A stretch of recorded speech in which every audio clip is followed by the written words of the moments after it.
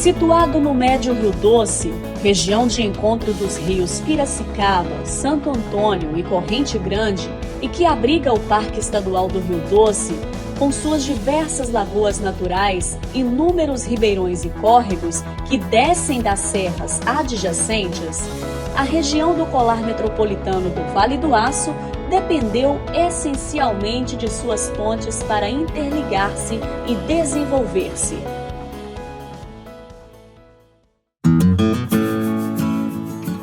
Antes, porém, dos primeiros colonos, o território ainda habitado pelos temidos índios botocudos foi cortado por uma remota estrada ligando Vila Rica, na região central da província de Minas Gerais, à Barra do Cuiaté, no Vale do Rio Doce. A antiga estrada, denominada mais tarde de Estrada Aberta ou Estrada do Degredo, atravessou 4 cursos d'água: o Rio Piracicaba, o Ribeirão do Mombaça, o Rio Doce e o Sacramento Grande. No Rio Doce, essa travessia ainda existente, com o nome de Ponte Queimada, remete a um conflito entre os nativos e os militares, não totalmente elucidado pela história. Conflito este que provocou o incêndio da ponte em meados de 1793, originando então o nome Ponte Queimada.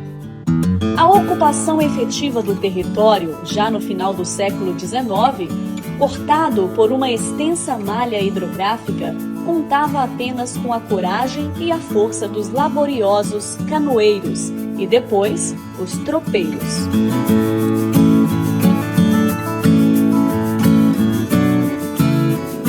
Pontes com cenários de rara beleza fazem parte desta odisseia de engenharia que delinearam o crescimento de diversos núcleos de povoamentos que vieram a ser os atuais municípios da Bacia do Rio Doce.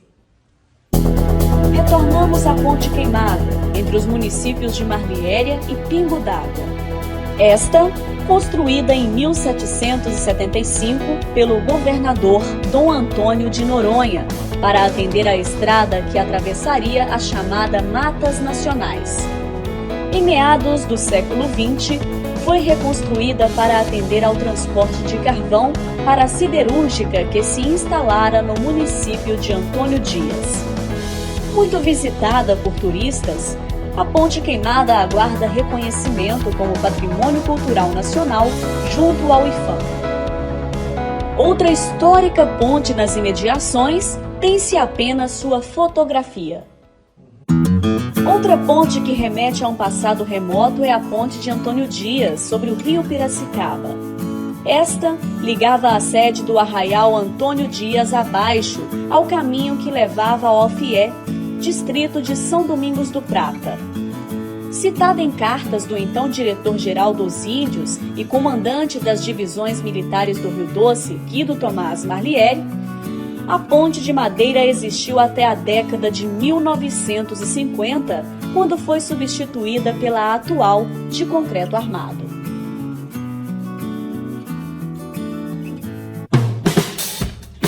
Porém, foi no século XX que as pontes tiveram papel fundamental na transformação da região. Em 1904, a Estrada de Ferro Vitória-Minas iniciava sua abertura em Vitória, no Espírito Santo, com destino a Minas Gerais. Rompendo uma densa mata e inúmeros cursos d'água à margem do Rio Doce, em 1911 os trilhos chegam a Naque, onde transporia o Rio Santo Antônio em uma travessia de treliça metálica. Em 1940, uma segunda ponte é construída mais próxima do Rio Doce para atender à retificação da ferrovia. Longa, seus vãos eram maior do que os pequenos trens. Em 1970, uma terceira ponte, em concreto armado, é construída ao lado da metálica para atender à duplicação da linha. Avançando à margem do rio, na década de 1920, os trilhos atravessam o médio Rio Doce e a região do atual Vale do Aço, trazendo consigo as transformações que desenharia no horizonte uma nova era de crescimento, aliado ao progresso siderúrgico. Com os trilhos, as primeiras pontes. O pontilhão de ferro no povoado de Ipatinga, sobre o Ribeirão Ipanema, foi a primeira travessia. Com a instalação da Usiminas em 1956, o traçado da linha é alterado e o pontilhão desativado. O antigo leito ferroviário passa a servir a Rua Belo Horizonte. Hoje, tombado como patrimônio cultural do município. A poucos quilômetros adiante, no povoado do Calado, atual Coronel Fabriciano, outro pontilhão. Mais adiante, a Ponte do Severo. Em seguida, a ferrovia construiu a monumental Ponte do Amorim em Antônio Dias. A antiga travessia em Treliça serve hoje ao tráfego rodoviário. Após a chegada do trem, em 1936, a Companhia Siderúrgica Belgo-Mineira instala em Coronel Fabriciano seu escritório, que atenderia aos serviços de exploração de carvão vegetal e madeira na região. Inúmeras pontes e estradas de rodagem foram abertas para que seus caminhões avançassem sobre a Grande Mata e transportassem a matéria-prima para seus alto-fornos em João Molevade. A maior delas, a Ponte do Rio Doce, construída na década de 1940. A imponente travessia em madeira media 300 metros de comprimento. Com a madeira retirada no Ribeirão do Boi, Praça da Onça e Ipaba, a ponte serviu a região até 1970, quando inaugura a Ponte Metálica. A Ponte Metálica, cujas vigas soldadas foram construídas pela então Zimec, foi a primeira da América Latina a usar este tipo de tecnologia. A ponte atenderia à abertura da BR-458, ligando o Vale do Aço à BR-116.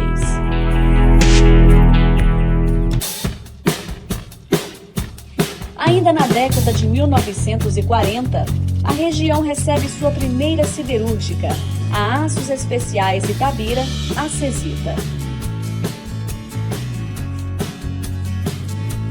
Para sua instalação, foi necessária a construção de uma ponte ligando sua planta industrial à estrada de ferro, por onde chegaria seus primeiros equipamentos. A Ponte Mauá, uma avançada obra de engenharia em concreto armado, construída pela empresa carioca de nome Mauá, foi a primeira grande obra de arte do que veio a ser o polo siderúrgico do Vale do Aço.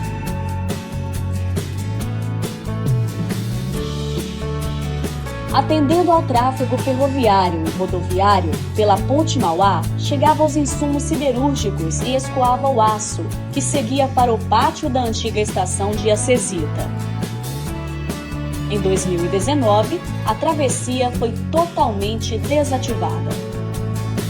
Até a década seguinte, a ligação entre Coronel Fabriciano e seu distrito Timóteo, local da usina, era feita por meio de uma balsa. Pessoas, mercadorias e veículos dependiam essencialmente deste transporte. Em 1952, a Acesita constrói outra imponente ponte, que passou a integrar anos depois a então rodovia MG4, ligando o leste mineiro à capital Belo Horizonte. Com mão única, em 1965, seu tabuleiro recebe alargamento, passando-a à mão dupla.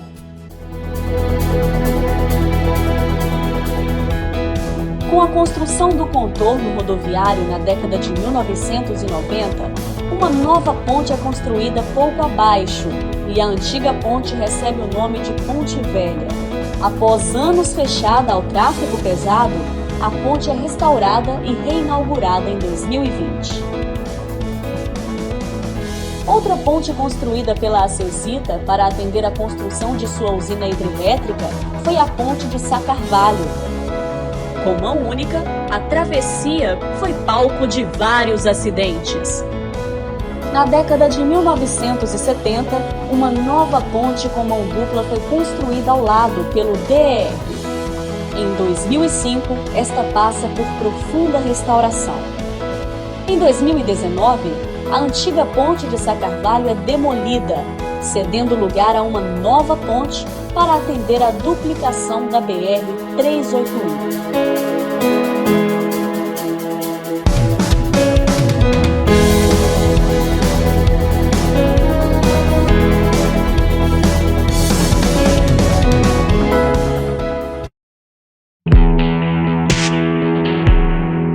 Retornando em 1966, ano que inicia-se a construção da chamada Ponte Perdida.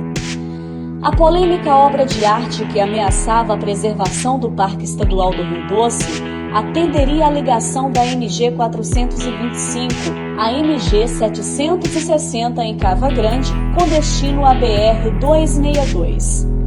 A estrada que rasgaria ao meio a Grande Mata foi paralisada por pressão de entidades ambientalistas de todo o país.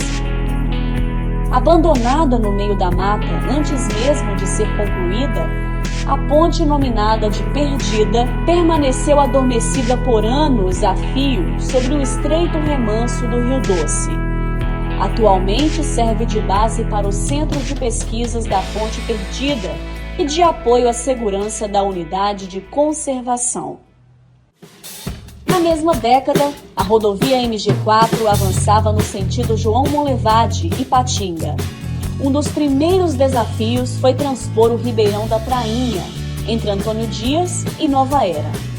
No local de profundo declive, foi construído o viaduto do Prainha, denominado posteriormente de Engenheiro Antônio Mascarenhas Barbosa.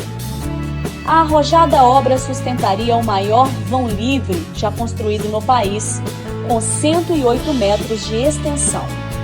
Inaugurado em março de 1966 pela construtora Mascarenhas Barbosa Roscoe, o viaduto integra atualmente a BR-381.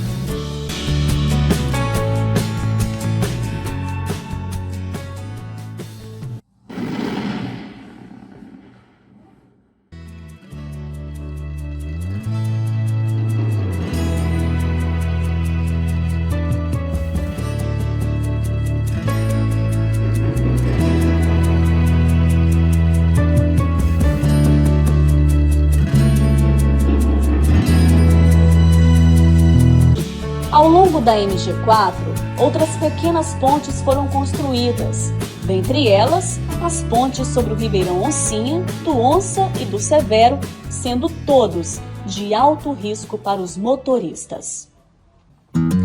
60 anos após a abertura da Estrada de Ferro Vitória-Minas, a ferrovia empreende na retificação de seu traçado original entre Baratinha e Antônio Dias, retirando a linha da sinuosa margem do rio Piracicaba, local de alto índice de acidentes ferroviários. Foi construída uma nova variante que empregaria várias obras de artes, entre túneis e pontes. Sobre o Ribeirão Severo, é desativada a antiga ponte e construída uma nova, pouco acima da Cachoeira de Sá Carvalho. 4 quilômetros à frente, a ferrovia constrói outra imponente ponte sobre o rio Piracicaba, ao lado da barragem da usina de Sá Carvalho.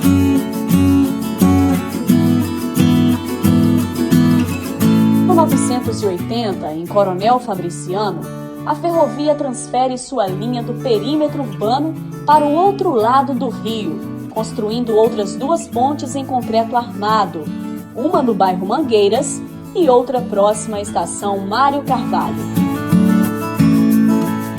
Na década de 1990, é construído o contorno rodoviário pelo DENIT, retirando o tráfego da área urbana de Coronel Fabriciano.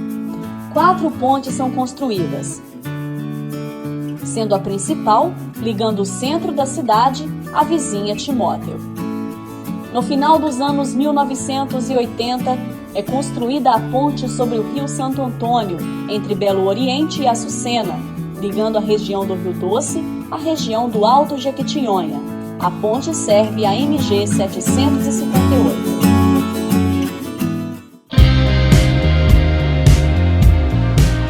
2009, um extenso viaduto foi construído próximo ao antigo viaduto do Prainha.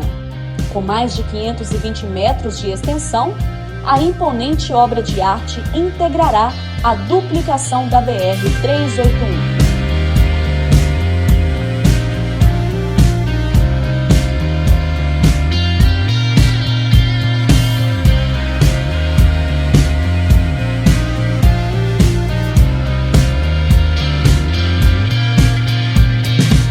Não poderíamos deixar de destacar outras relevantes obras de engenharia que fazem parte do sistema viário do Colar Metropolitano do Vale do Aço. Junto com suas importantes pontes e viadutos, são os túneis, que integram as obras de duplicação da BR-381.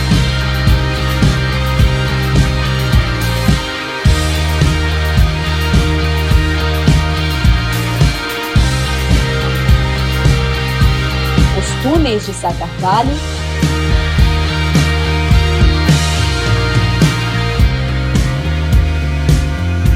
Antônio Dias,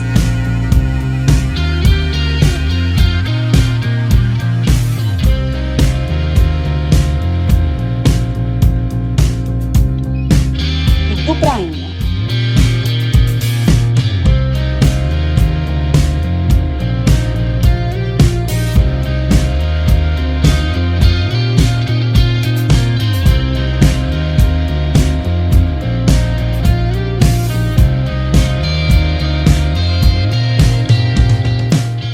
Históricas, eternas ou perdidas, continuam ligando pessoas, não apenas como travessias de quem vai e vem, mas também pela história de vida de muitos que ali passaram e ergueram estes monumentos que nos deixaram como legado o caminho livre para novos horizontes.